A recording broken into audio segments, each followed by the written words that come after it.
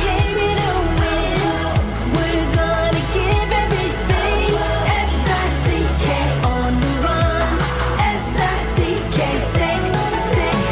S-I-C-K, it's the sickest podcast. Tune in for the audio, or you can even watch back. Giving players all the props, or put them on blast. We don't give no hot takes, only talk facts. We're giving all our devotion, riding high on this wave of emotion.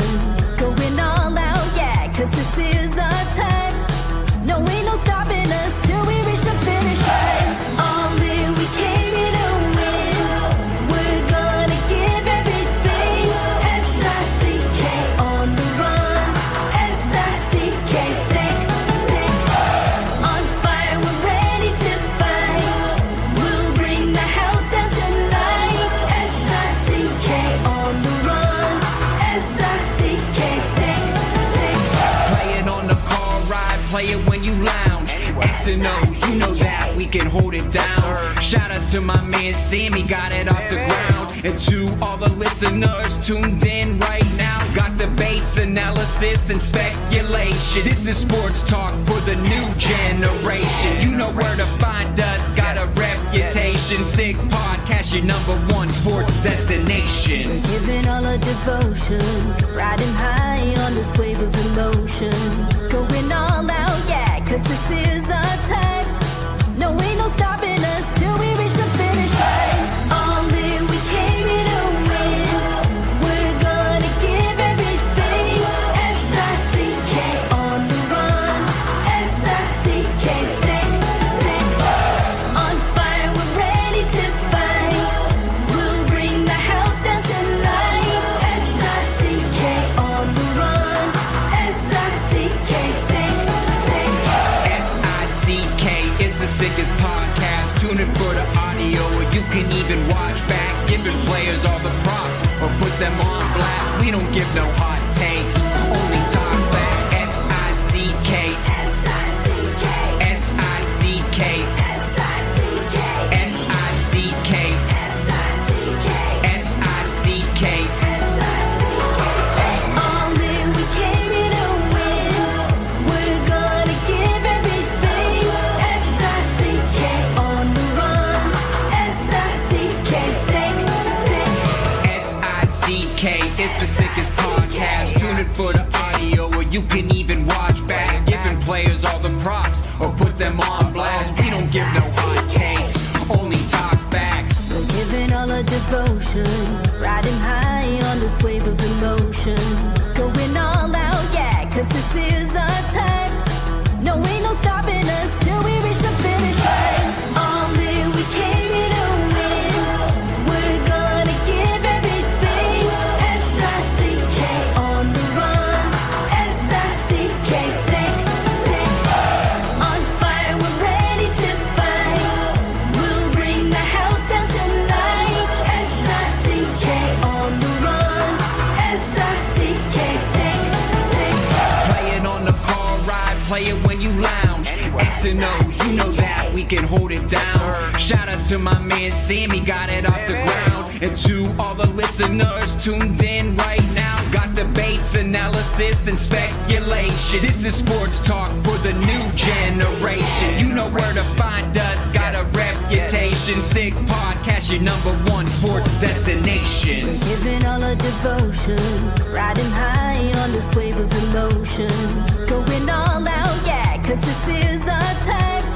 No, ain't no stopping us till we reach the finish line. All in, we came here to win. We're gonna give everything. S-I-C-K on the run. S-I-C-K, sick, sick. On fire, we're ready to fight. We'll bring the house down tonight. S-I-C-K on the run. S-I-C-K, sick, sick. S-I-C-K, it's the sickest podcast. Tune in for the audio, or you can even watch back. Giving players all the props, or put them on blast. We don't give no hot takes, only talk back. S-I-C-K, S-I-C-K, S-I-C-K, S-I-C-K, S-I-C-K. S-I-C-K. Turn up your volume. because you're about to listen to The Sick Podcast. With Tony Marinaro. 55 seconds left in the penalty, a minute and 27 seconds left in regulation time. Boston 4, Montreal 3. Lafleur coming out rather gingerly on the right side.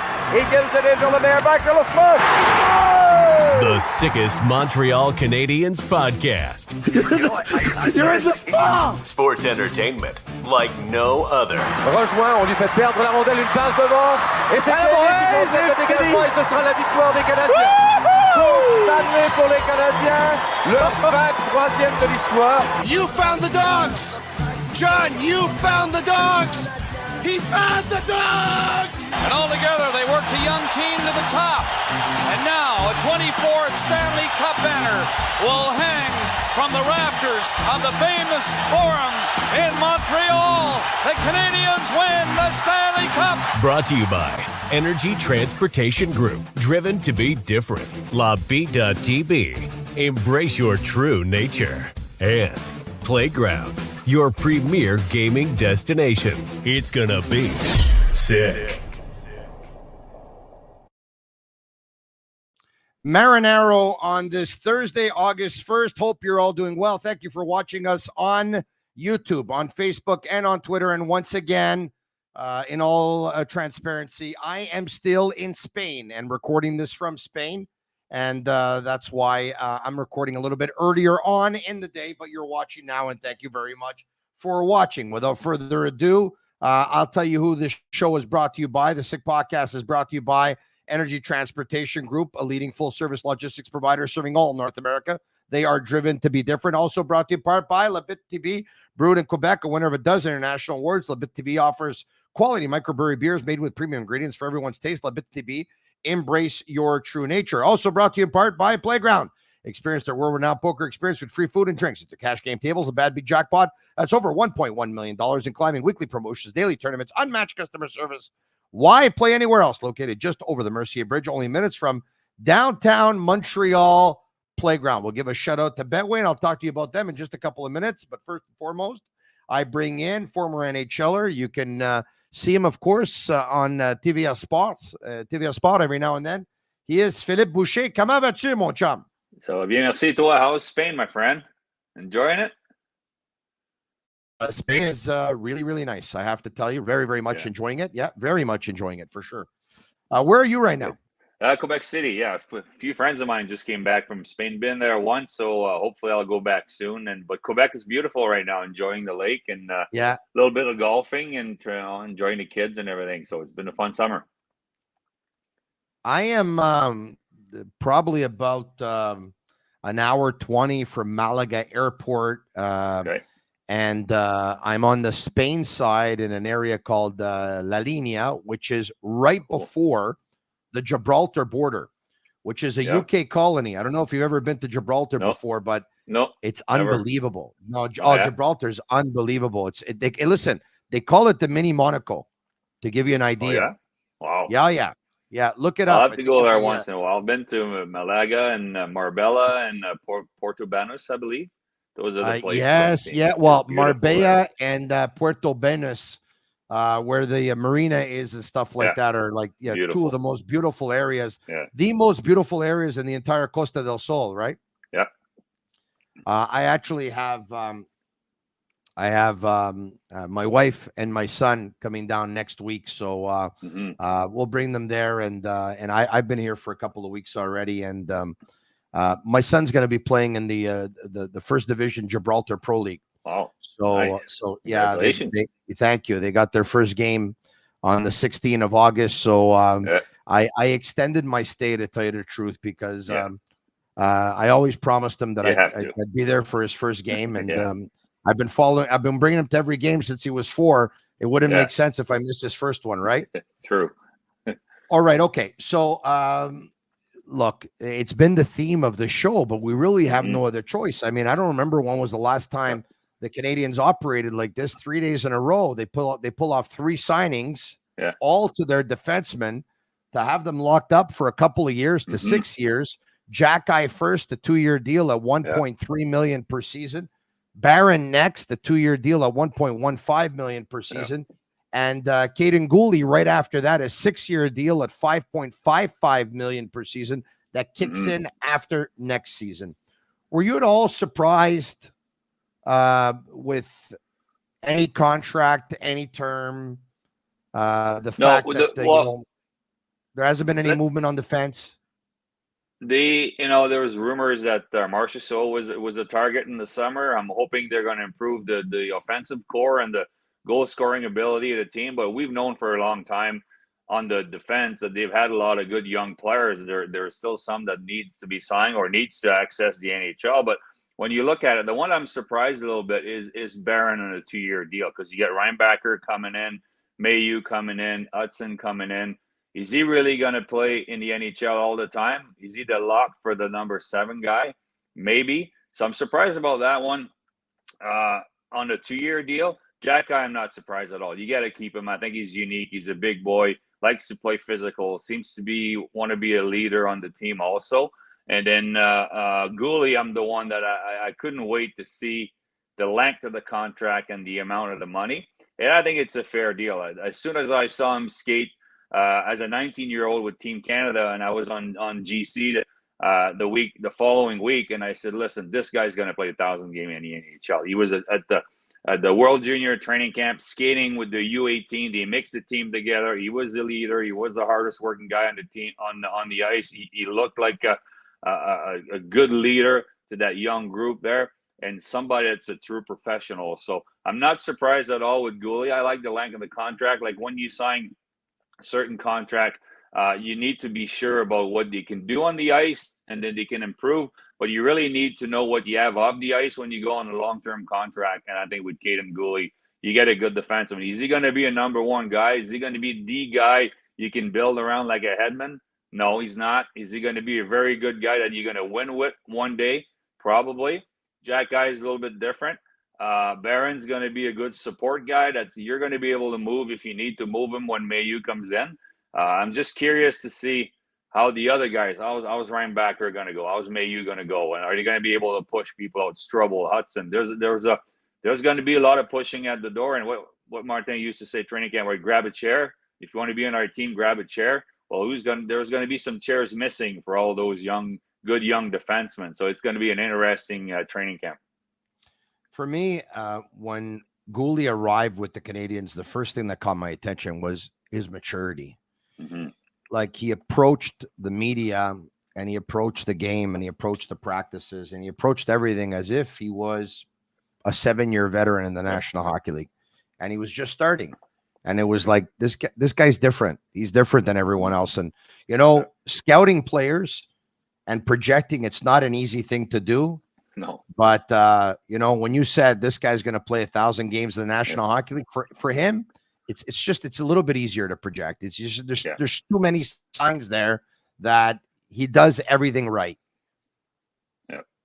Well, the injuries can slow him down. Right? It'd slow down a few players, but if it's not for injuries, he's going to go through the length of that contract, and maybe you'll move him sooner or later, or maybe he'll become a free agent and go and move out. But once Savard gets pushed out of retirement, or maybe they'll trade him, I'm very glad they kept him last year. Do you need him? You need a good veteran presence. Even though we say Guhle has leadership, he needs to be shown what it is. He needs to be shown what the NHL is on a day-to-day basis. Like you said, dealing in the media. Yes, you have it, but through the grind, and now they're going to try to push to make the playoffs, right? Hopefully this year or next year or the following year. You need those good veterans to be around so a Guhle can learn, a Jack Guy can learn, Hudson can learn. So I'm glad they kept Savard around. Madison will be the number 1 guy, mainly offensively for me, so he's going to give Guhle breathing room. Sooner or later, I hope Guhle is going to pick up offensively a little bit, that he'll get his chance, unless Hudson comes in as a power play king that everybody hopes we're going to get. The team hopes they're going to get, but it's a good mix, and they kept the 2 veterans, especially Savard. I'm happy they kept them around to be able to help that young group. And then Guhle is just going to take more. Like Suzuki took a lot of responsibility because they gave him the C early, but I don't think he was chasing that opportunity, that leadership. It just in them. So you have that the same you see in Suzuki up front. I think with Guhle you have that on the back, and you need more than one leader on a team to hopefully win one day. So they have some good older players that are helping them out. But I think that's as far as the leadership of the team. You get Suzuki up front and Guhle, and both of them are signed for a long time. It's a good sign for the fans, for the team, and the coaches. He's still a young defenseman, Guhle. We talked about that. He's got the maturity of a veteran. He looks like a veteran, but he's still young, and he's still young in the league. But yet they put him to play the offside of defense last year, and this offside. And as a guy who had a very long career in the National Hockey League, what did you think of the decision to play Guhle on his offside? And B, can you talk to us about the challenges of playing on that offside and how difficult you thought it was? Listen, I was probably 29, right around there, and I never played left. I'm a right-handed defenseman, so I never played the left side other than on a power play, which was natural for me because my strength was my one-timer on the power play, basically, in slap shot. And Dave Tippett came to me and said, Bouch, what do you think? We can't find a partner for Zubov. Would you mind playing the left side? I'm like, sure, I'll go. But it was very, very tough, and Sergei Zubov made it very easy for me. He would lead me in. Like he said, listen, I'm going to pass it on your forehand and just keep it and bring it back on a regroup. If I pass it to your forehands, because I looked up the ice, there's nothing, then you just skate ahead with it. And I had my best 2 seasons with him. I had 19 goals one year. 16 goals another year. Mainly those goals were on the power play, but it was hard for me, to be honest. And it's hard for a right-handed defense. There is a lot more right-handed hockey players in hockey right now than there was back then, but you would never have to play your offsides. For a left-handed defenseman, it's still tough in the NHL because it's the highest level. But when you were a young player and you were probably the better D on your team, like Guhle was probably growing up, I'm sure at the Pee-wee, Bantam, midget level, he's had to play on the offside, but it's a big task to ask for a young player in the NHL when you want to keep them comfortable on their own, on their strong side. It's a lot easier, but all I can remember, well, I like him from the start, but when he went out west last year and he played in Calgary, and especially when he played Edmonton and McDavid came full speed at him and he could skate with him one-on-one, I'm like, we got something here. I think the best hockey he played last year, when probably because family and friends are back there, but he played some of his best hockey against top rated players out west. So that proved to me and to the organization that he could be the one guy. He's not going to be your number one. Like I said, Hedman is the number one guy with the points, with the defense, with the PK, but he can be your number one guy playing against the top lines in the NHL. And that's what he's going to be asked to do now. Well, he was asked to do that last year. I think that's going to be his big role looking forward. Okay, you talked about your seasons of 16 goals and 19 goals in the National Hockey League. Well, Kaiden Guhle had 6 last season in 70 games. You said it would be nice if he would be able to produce more. Do you think he has it in him? I think he has some of it in him. I think Robidas does a good job to let them go, let them join the rush. I think that's what Martin wants. But I think he's a very responsible player to start with. I don't think it's in him to lead the rush, to take chances, to go all out offensively. And I think that's going to be good because Montreal is going to have Hudson's. They already have a couple guys. I like Madison, but he's pretty high risk, so they're going to need that steady Eddie guy on the back.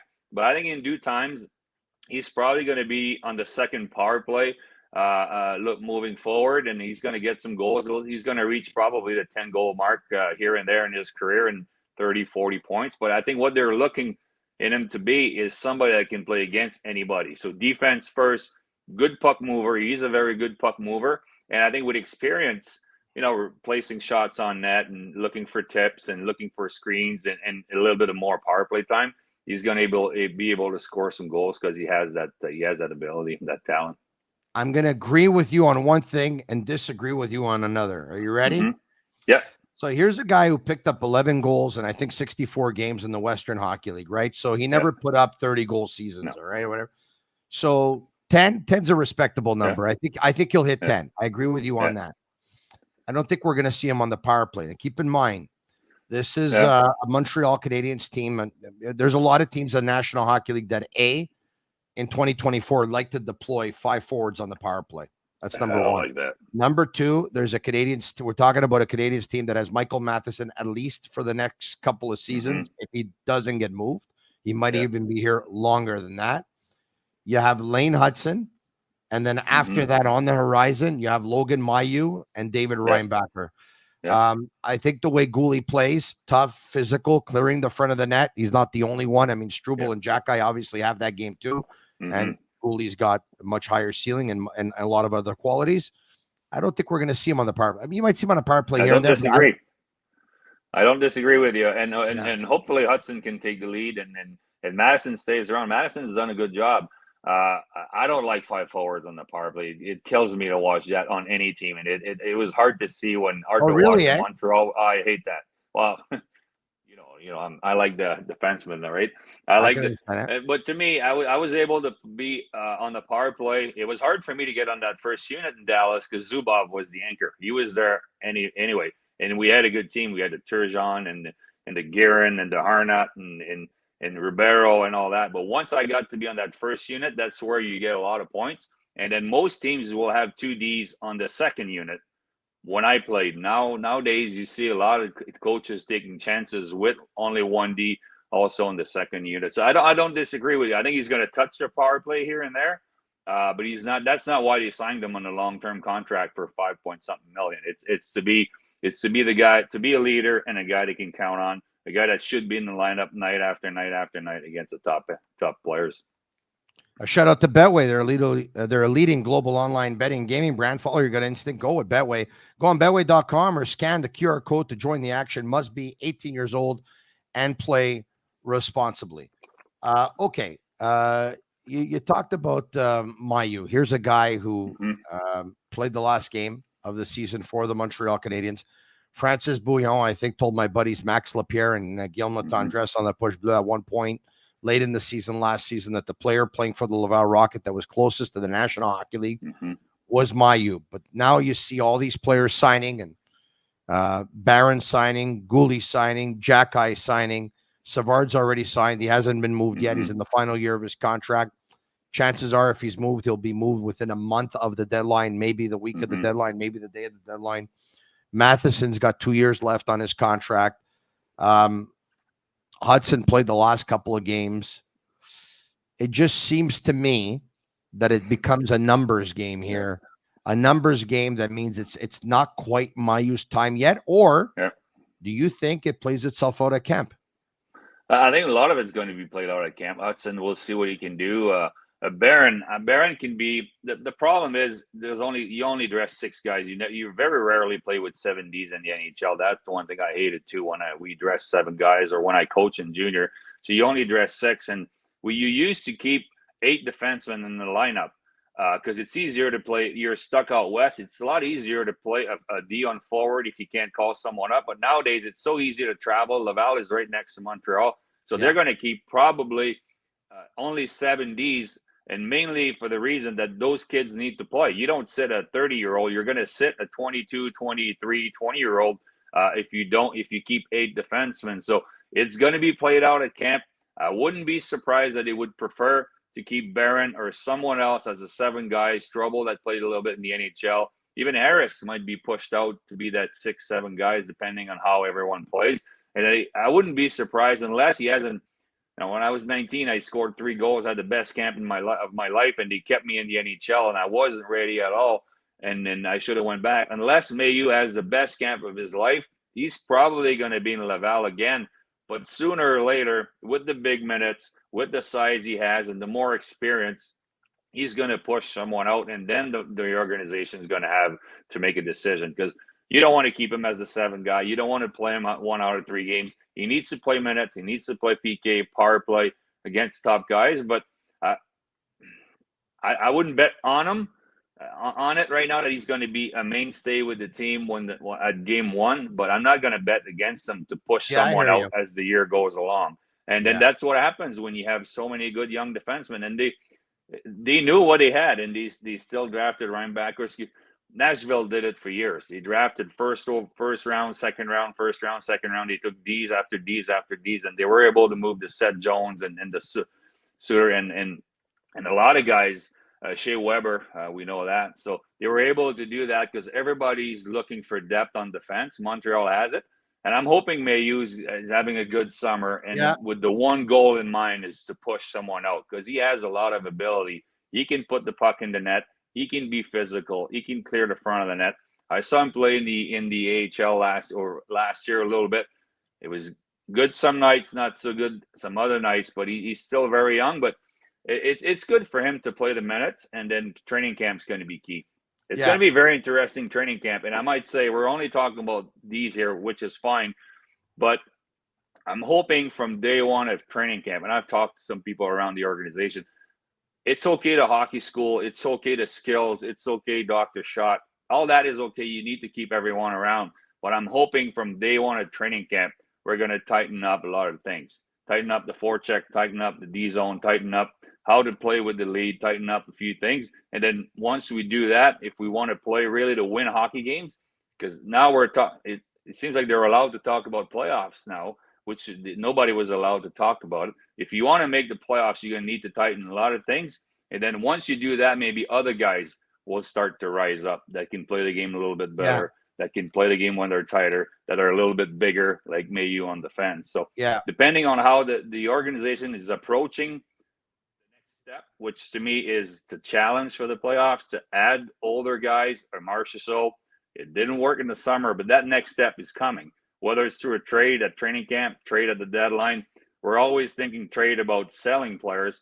Well, we might be buying players now. We might be adding some free agents. And once you do that, you need to be a piece that fits in. That's why I like Jack Guy.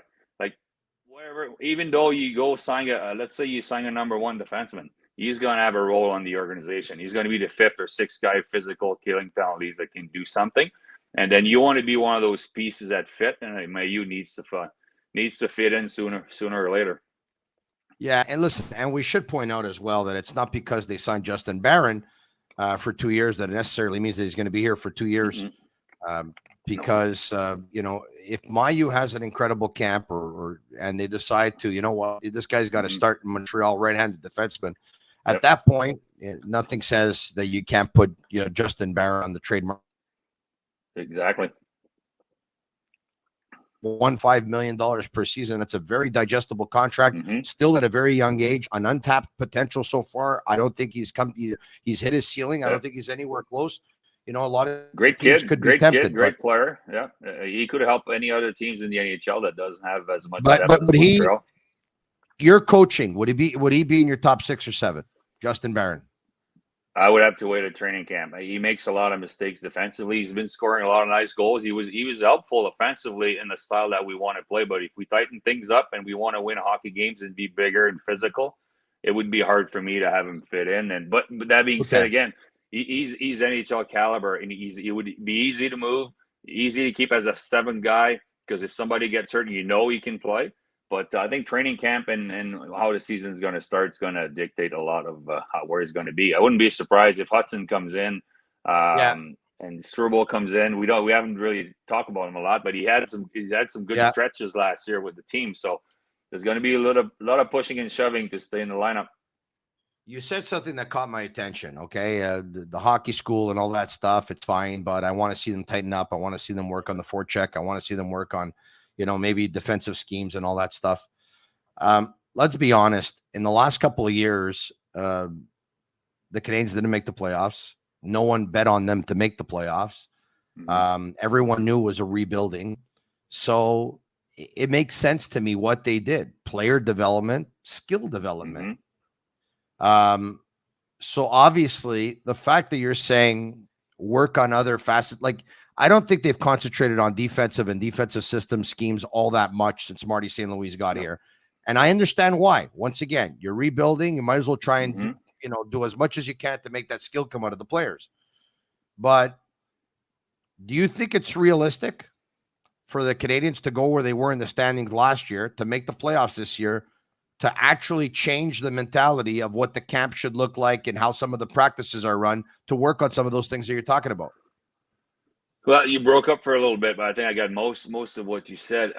I think it's a lot of the things I'm talking about here can be done on video, can be done on quotes in the locker room, whatever it's blocking shots or paying the price or PKs. You rarely practice your penalty killing. You just need and Evans is a great penalty killer. So you need to identify the guys that are going to play in certain roles, and you need to give a little bit more of a values of maybe clips you put in meetings for D zone. Put a little bit more emphasis on D zone. You don't practice blocking shots, and we do it with Dave Tippett. We did it with rubber pucks when we had those hockey school days with Dave Tippett, maybe once a month. Like we would do one-timers, we would do backhand and tight, we would do toe drags, we would block shots, we would do all kinds of stuff that Martin, by the way, a lot of Martin's practices look like the practices I was running when I was in junior, because a lot of it I got from Dave Tippett. A lot of it he got from when he played. Now it's just that there was a lot more of it in training camp, during the season, even at the end of the year. Played 3-on-3 within the blue line. I did that about every week when I coached the Quebec Ramparts. But to me, it's just tighten things up, giving more emphasis on it. And I won't mention any names, but I know around the organization, some people would like to see a little bit things tighten up. Because if you just play loosey-goosey, free hockey, go all offense, does Montreal have enough offense to play that game? No, they don't. Does Boston play that game? No, they don't. Did Florida get to win the Stanley Cup doing that? No, they didn't. So you can't just go all out and hopefully go 3-on-3 and win the hockey game. And so to me, and it's not major. You wouldn't see it. It just probably the players would realize it in the exchanges they're having with the coaching staff in the summer, and how the words that are chosen in training camp and some of the drills. But again, you don't do that many drills for that. It's just a system. Here's our system. Now we don't have concept defensively. We have a system. We have concept offensively, because offensively you need to let the players express themselves and whatever they're good at, and taking chances, because you're 180 feet away from your net. But once you get to be 10 feet away from your net, you need to have a system. You need to know exactly what the guys are doing and do it in all together. And I think that's a little bit of what was missing with Montreal. And it's normal with a very, very young team. And one other things, I know we don't have that much depth, but it was also killing me last year to see the first unit on the power play staying about 2 minutes. I know we don't have that much depth, but to teach your young players that you need to let other guys go on the ice, you need to shorten your shifts, things that the winning team does. I think they're going to be, I'm pretty sure starting from day one of training camp, they're going to be implemented a little bit more than we've seen over the last 2 years. All right. Unfortunately, in life, one man's loss is one man's gain.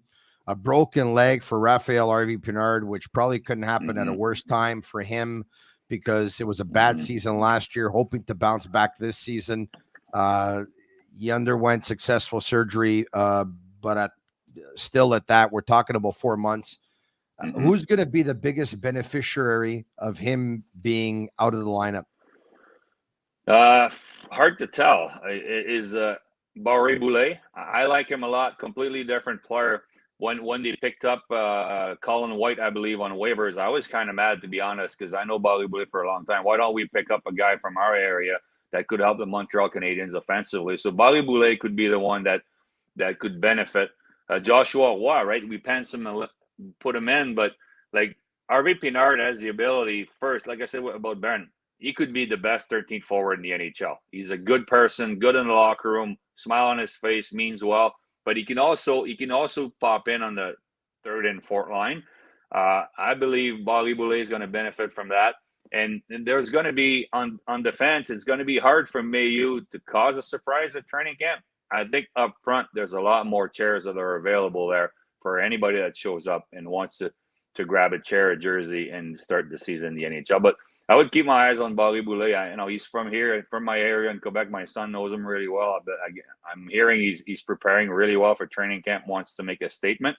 And I was just saying about not having a second power play or depth offensively. He could add to that depth. I like Harvey-Pinard. To me, he's more of a penalty PK guy, a role guy. Barré Boulet has enough skills to be not mainstay in the top six, but you never know. Touch the top six once in a while, be on the second power play. So I think he could be one of the guys that would benefit from that.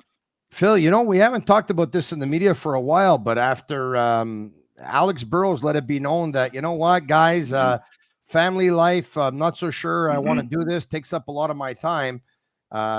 the Canadians have not yet replaced Alex Burrows within the coaching staff. Doesn't mean they have to, by the way, because they already have Latowski and they already have Robida and they already have Eric Raymond as a goalie coach. List goes on and on.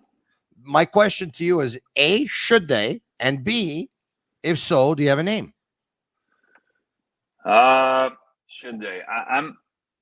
I coach on at the junior level, and when I played at the NHL level, they would bring quite often. Alf Dallin was the fourth coach, and he would be in the press box for 2 periods and would come down for the third.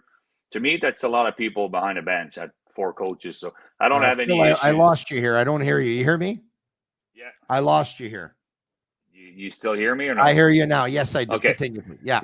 Yeah. When I was in Dallas, Alf Dallin was the power play coach, and he would be in the press box. He would relay informations to the bench, and then he would come in behind the bench as a fourth guy in the third. To me, and when I coach junior, I think 3 is enough behind the bench. If you want to do a fourth coach, that's fine. And quite often, once you do that, you have to bring him behind the bench because they won't sign with you or they don't like to be in the press box. But you can stay with 3 coaches behind the bench and have an eye in the sky.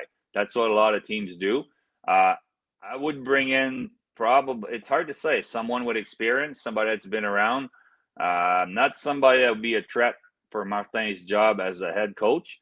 But Montreal, they've done things right. They have a lot of people in the organization. Maybe they feel comfortable that way. You've always had the Jacques Martin type guys that have been popping in and out as to help a coach. We see how that went in Ottawa. So I'm not sure. To be honest, I'm not sure. I like Stéphane Robida a lot. Doesn't have that much experience, but has a lot of experience as a player.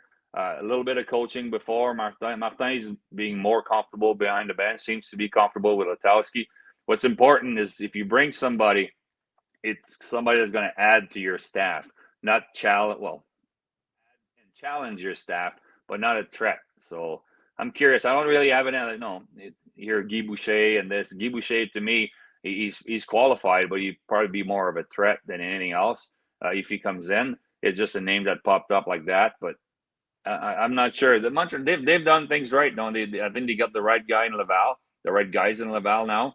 But I'm curious to see what they're going to do. Phil, great stuff as always. Much thanks for your collaboration. Look, it's the summer. There's a lot of things to do. Yeah. Thanks for taking the time. I appreciate it, my man. You go to the beach, I'll go golfing.